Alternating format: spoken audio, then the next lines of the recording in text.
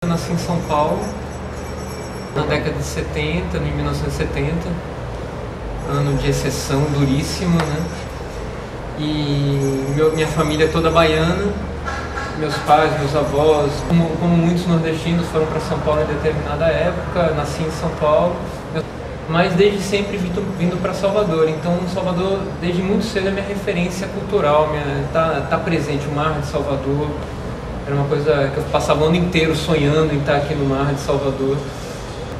Viajo muito, passo tempo fora, mas desde sempre minha base é Salvador.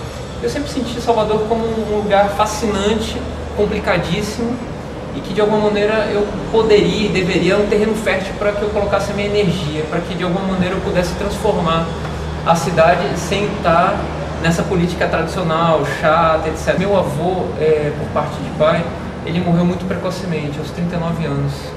E eu sempre ouvi, para mim funcionava como uma lenda, assim, ou como um mito, de que ele gostava de filmar e de exibir filmes, né? Um dia, conversando com uma tia, eu conheci ano passado uma tia-avó de 85 anos que está na cama, que estava já muito provavelmente para morrer e tal.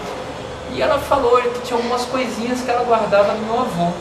Eu fiquei muito curioso de mexer nessas coisinhas. Eu encontrei 2 rolinhos de filmes, 16mm. Mandei logo para telecinar, para fazer restauração e telecinar. E simplesmente tinha filmado a última festa de aniversário de um tio meu que veio morrer 8 meses depois daquela festa. E foi a última filmagem que meu avô fez. Ele viria a falecer 3 meses depois daquela filmagem. E imagina o que foi pegar esse filme e exibir junto com os meus tios. Meu tio que está com 70 anos de idade. Eu fui morar na França e passei 6 meses na França. E lá, toda vez que eu ia no Centro Georges Pompidou, tinha aquelas filas gigantescas para ver filmes de todos os lugares do mundo. E eu sempre passava batido. Eu ia para a sessão de literatura, para os encontros de literatura e tal. Isso eu tinha 21 anos. Aí um dia eu vi que tinha uma fila maior ainda, gigantesca. E eu fiquei interessado, assim. Eu entrei e saí, eu falei, bom, deixa eu ver o que estava passando. E estava passando Terra em Transe de Glauber. Eu tinha tentado assistir Terra em Transe, sabe aquela coisa de ver numa fita VHS e tal, eu tinha achado o filme muito ruim quando eu assisti. E eu falei, olha, tem alguma coisa aqui nesse filme que eu não percebi, que eu não entendi por algum motivo. Eu resolvi ver Terra em Transe e aquilo bateu forte no meu corpo de um jeito que está impregnado até hoje. Voltei para Salvador, abandonei as coisas que eu fazia em Salvador e resolvi montar uma locadora de vídeo. O meu interesse maior da locadora de vídeo era poder ter os filmes para poder ver os filmes, inclusive. E a partir da locadora eu comecei a escrever um jornal sobre cinema. Esse jornal sobre cinema, para minha surpresa e de todos que acompanhavam, foi um sucesso. Em poucos meses eu estava circulando em Salvador, em Brasília, no Rio de Janeiro, em São Paulo e em Porto Alegre, em 5 capitais, com uma tiragem de 70 mil exemplares. E aí eu passei muitos anos, depois abandono a locadora, passo a me dedicar ao jornal, passo a viajar muito para os festivais do Brasil, começo a ir para fora do Brasil também nos festivais, e é uma época, a pior época possível da exibição aqui em Salvador. E eu começo a achar que eu tinha que organizar alguma coisa para trazer os filmes que eu estava vendo, os filmes brasileiros, os filmes estrangeiros e que não passavam aqui nunca. E aí em 2002 eu organizo o primeiro evento cinematográfico, que é o Panorama Internacional Coisa de Cinema. Eram filmes que não tinham espaço, não entravam no cinema aqui, no circuito de cinema de Salvador. E naquele momento eu percebo que eu precisava ter mais força ainda. Fazer mostras esporádicas é bacana, mas eu precisava de um lugar, né, que eu fincasse raiz. Então eu falo, bom, eu já tenho um lugar. O lugar mais especial é o antigo Cine Guarani, que é muito importante para a história de Salvador e está fechado desde 98. Aí a avaliação do governo era que a sociedade não se importava com o destino desse prédio, então que ele ia abrir mão, de fato. E aí eles fizeram esse edital, a gente participa sozinho, em princípio nós teríamos 6 meses para construir o prédio. Começou e algumas fases foram de muita agonia, foram agônicas mesmo, no sentido de, olha, não vai dar certo.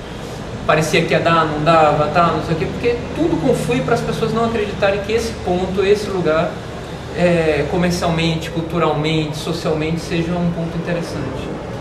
Eu fui insistindo, até que o Unibanco 3 anos depois da gente ter ganho a licitação, falou, olha, a gente está interessado. Juntando tudo isso, foram 8 anos de projeto, 8 anos e meio até a gente começar a funcionar. Ao longo desse processo, nós sofremos algumas críticas, né? Mas uma coisa que eu aprendi é que a gente não pode estar esperando reconhecimento de ninguém. Não pode ter essa expectativa. Ter essa expectativa é frustração na certa. É uma cidade, eu não sei, é uma cidade muito ressentida. Salvador tem alguma coisa na história, eu acho que assim, sabe? Que é tão pesada. E essa coisa da história que é apagada. Uma cidade mágica, é uma cidade que tem sei lá, tem alguma coisa muito sedutora mesmo, né? É uma cidade muito difícil, complicada, mas todos nós estamos aqui e com dificuldade ou não dificuldade, colocando nossas energias para desenvolver essa cidade.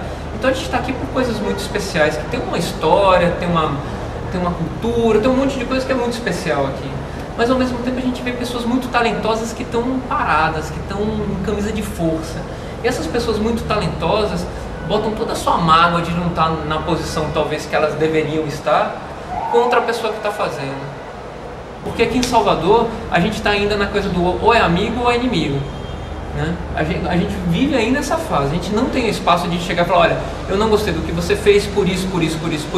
Aí o cara fala, pô, acho que isso é verdade, ou então não concordo, não sei o que. Terminar lá, vão lá e vão tomar uma cerveja, não existe isso, não existe. Salvador é uma cidade que desacostumou, está desabituada a ir ao cinema. E o cinema, das artes, da cultura, da forma de aprendizado, o cinema é uma das menos importantes na cidade.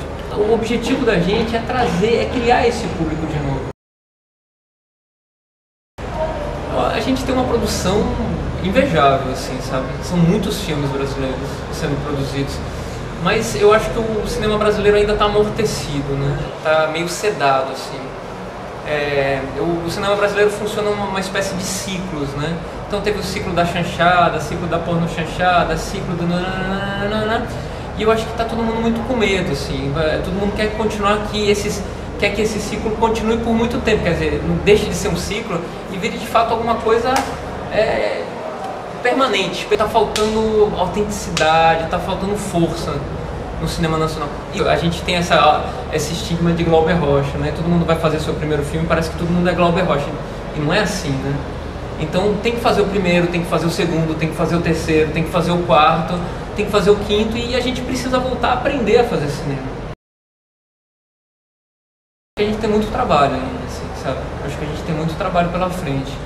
Eu acho que a gente já fez uma coisa fantástica, assim, que é inverter um pouco o polo da cidade, né? Sério. Eu acho isso muito político, muito sério e muito importante. Eu acho isso uma interferência na cidade, da qual eu me orgulho bastante, assim, sabe? Eu estou fazendo determinadas pessoas virem para o centro da cidade e ficarem felizes de estar aqui no centro da cidade.